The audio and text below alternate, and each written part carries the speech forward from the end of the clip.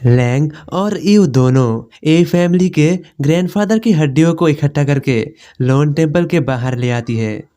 Ewe कहती है, ये रही तुम्हारी ग्रैंडफादर की हड्डियाँ, इन्हें लो और यहाँ से चले जाओ।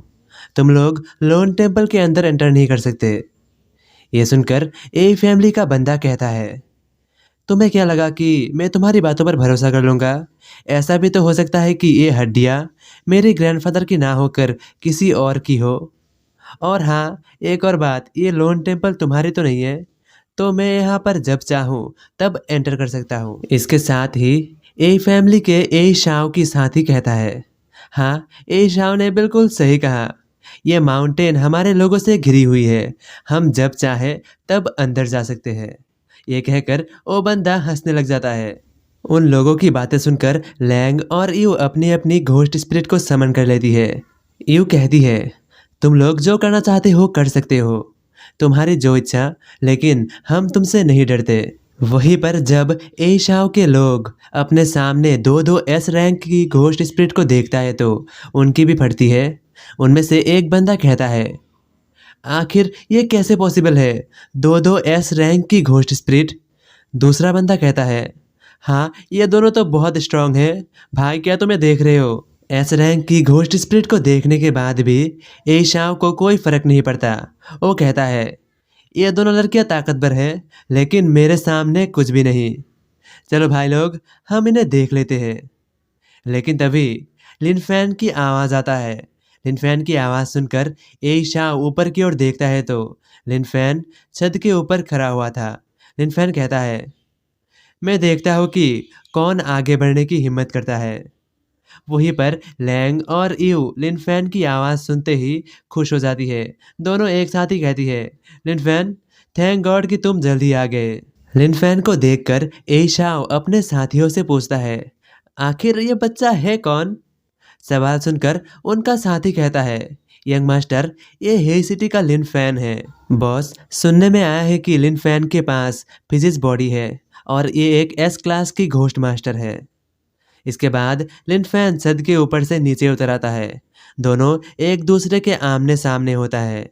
लिनफैन उस बंदे की ओर देखकर कुछ कहता है। यह सुनकर उस बंदे को बहुत ज़्यादा गुस्सा आता है और देखते ही देखते वो अपने घोस्ट स्पिरिट को समन कर लेता है और उसकी घोस्ट स्पिरिट रहता है 3 सर वाली लोमड़ी। फॉक्स को देखते ही ए शाओ की साथिया खुश हो जाता है।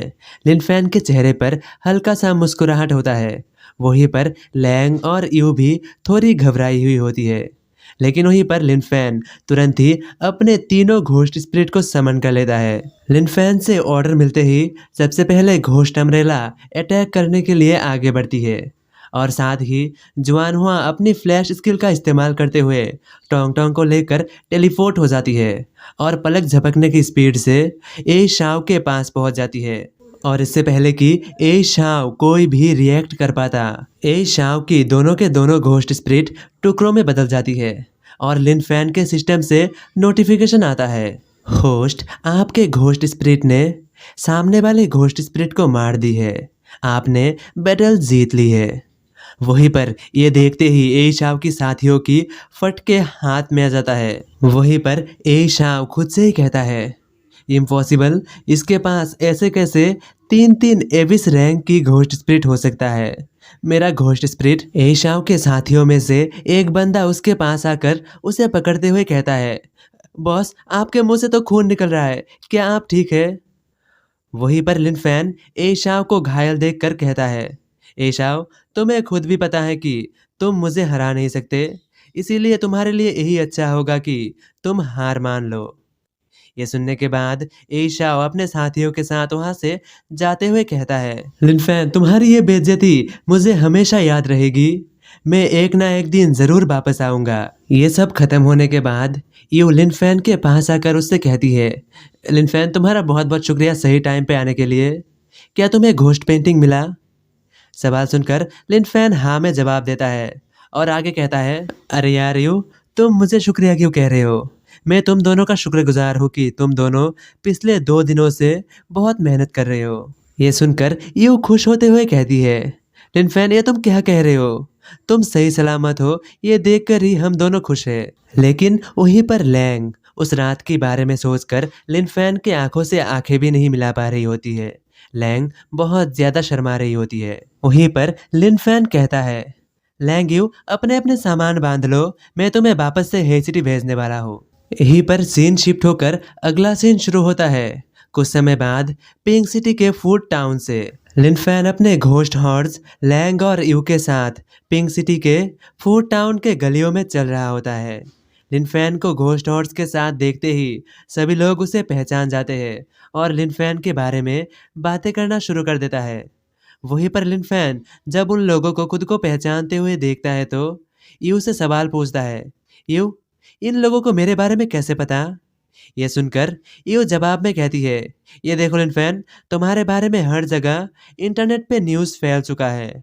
और लिन फैन को वही न्यूज़ दिखाता है जहाँ पर लिन फैन और ए शाओ आमने सामने थे। न्यूज़ को इतनी जल्दी फैलते हुए देखकर लिन फैन यू से सवाल पूछता है, यू आखिर ऐसा कैसे हो सकता है? न्यूज़ इतनी जल्दी कैसे फैल सकता है?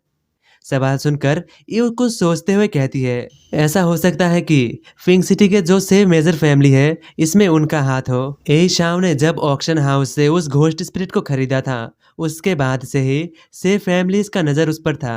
शायद से उन लोगों ने ही ये फैलाया होगा। तभी लिन फैन के घोस्ट टोकन से आवाज आता है, डिंग डोंग। लिन फैन, क्या तुम यहाँ पर हो? लिन फैन, हम पर मुसीबत आ चुका है, हमें तुम्हारी मदद चाहिए। ये सुनकर लिन फैन जवाब में कहता है, हाँ सिस्टर रुई बताइए। जवाब सुनकर सिस्टर रुई लिन फैन को बताती है, लिन फैन, पिंक सिटी के फूड टाउन पर एक एबिस रैंक की इविल घोस्ट स्पिरिट अपीयर हो चुका है। उससे लड़ते हुए हमारे कई घोस्ट मास्टर मारी जा चुकी है और हमारे पास आगे ज़्यादा लोग भी नहीं है। क्या मैं तुम्हें परेशान कर रहा हूँ? ये सुनकर लिन फैन जवाब में कहता है, नहीं नहीं ऐसी कोई बात नहीं है, ये सब मुझ पर छोड़ दीजिए, मैं संभाल लूँगा। और साथ ही लिन फैन मन ही मन सोचता है, चलो ये तो मेरे लिए अच्छा ही है, जाते हुए ही मैं ये काम खत्म कर सकता हूँ और साथ ही मेरी घोस्ट स्पिरिट का लेवल अप भी होने वाला है। ये सोचते साथ ही लिन फैन अपनी घोस्ट हॉर्स को वापस से दूसरी ओर घुमा लेता है और लैंग और यू से कहता है, चलो वापस जाने से पहले एक मिशन कंप्लीट करते हैं। तो अब कहानी में आगे क्या होगा जानने के लिए देखते रहिए आगे आने वाले एपिसोड्स। मैं मिलता हूँ अगले किसी वीडियो के साथ।